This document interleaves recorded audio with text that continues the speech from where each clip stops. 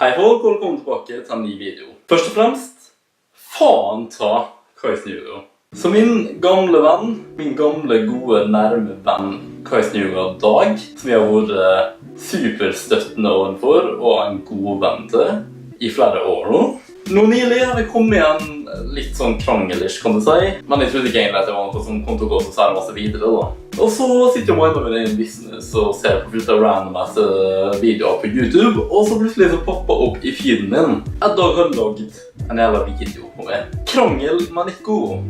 Trist fjes. Ja, nice forsøk på empati der, Dag. Dette er da en video der Dag sitter og forklarer hvorfor vi har kranglet, litt sånn hvordan det startet og så videre. Og bare rett og slett hva problemet hans med da. Og så etter å prøve å få seg selv til å virke som en jævla helt, og med til å virke som en douchebag, så går han videre til den store konsekvensen da med at de liksom har køddet med Kais Nyuga. Som dere sikkert vet en god del av dere. I Kais Nyuga og Daniel Gull og Danny Place. Vi tre har da en podcast i lag på en separat kanal, og den heter Drag Bros Podcast, som dere forresten burde abonnere på. Vi har lagt ut 5 episoder så langt, og vi har lagt inn veldig masse arbeid i den, og det virker som at den har fått en god start, det er en bra podcast, og den kan bli mye bedre, og jeg ser for meg at den har en veldig lys fremtid. Vi snakket jo om konseptet i månedsvis før vi deltatt laget kanalen, og så tok det jo dritlang tid fra vi laget det første episode til vi faktisk la den ut og sånn, og på en måte satsa på å gjøre noe ut av den da.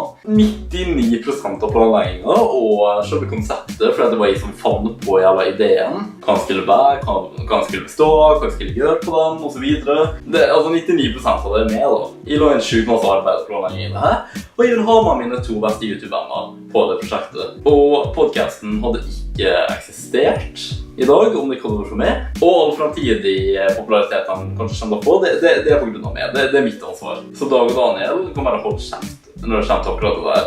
Ok, Daniel har ikke noe imot, han har ikke gjort noen ting galt. Men Dag er jo faen meg litt utakknemlig da. Fordi det Dag må ha gjort da, som den store konsekvensen som jeg snakker om, helt til jeg tydeligvis skal lære meg å oppføre meg bedre, og stoppe med clickbait-titler som han sier at jeg gjør da. Ikke det at de synes at de har noen særlig clickbait-titler i det hele tatt egentlig på YouTube. Hadde jeg liksom endret holdningen min og begynner å gjøre YouTube på en måte som han anser som riktig da, så har han endret passord på jævla kanalen.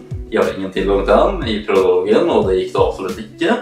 Tror meg jeg har prøvd veldig mange ganger. Og det er jo absolutt bullshit, så jeg ikke laget til kanalen. Da jeg som gjorde alt.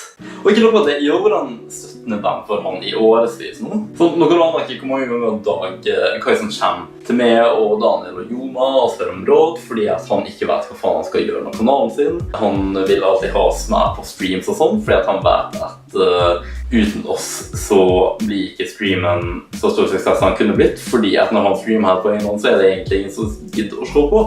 Dere tenker kanskje ikke over det, men det er når jeg og Daniel og Joma faktisk er der og snakker med han og liksom skaper litt sånn mangfold. Det er da det er gøy å se på Kais Nyuga streams. Altså, han fikk populariteten sin fra Overwatch, ikke fra sin egen personlighet. Og når han ikke spiller Overwatch, så må han da hvile seg på sine venner, som da er der og faktisk skaper litt ordentlig underholdning, for at når det er kun han, så er det faktisk ingen som gir faen. Jeg gjør sånne råd, jeg har hjulpet til med videoer, prosjekt, streams, alt mulig.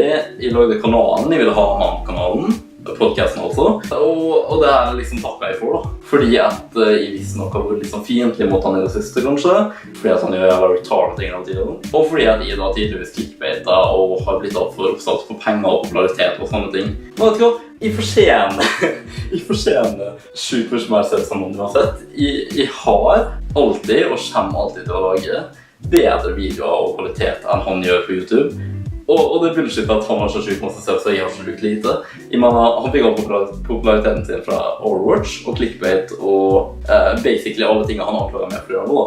Og hvis han da som ikke fortjener det skal gjøre alle de tingene for så høy suksess, man sier som faktisk er en bra YouTuber og lager bra kvalitet, ikke får en jævla ting. Så om vi så clickbait da, og om vi så gjør sånne ting, så har de faktisk retten, fordi det er fucking bullshit og det er umoralsk at det er jeg som sitter her og har så popularitet når det er jeg som virkelig fortjener det. Så det kan hende at det blir en occasional clickbait-video og thumbnail, og at jeg milker, ok greit, fine, greit innrømme det, jeg milker for deg for penger, for donasjon av streams, for abonnenter og sånne ting. Jeg tar det fortjener, og det, på det punktet her så burde ingen dømme for det, ærlig talt.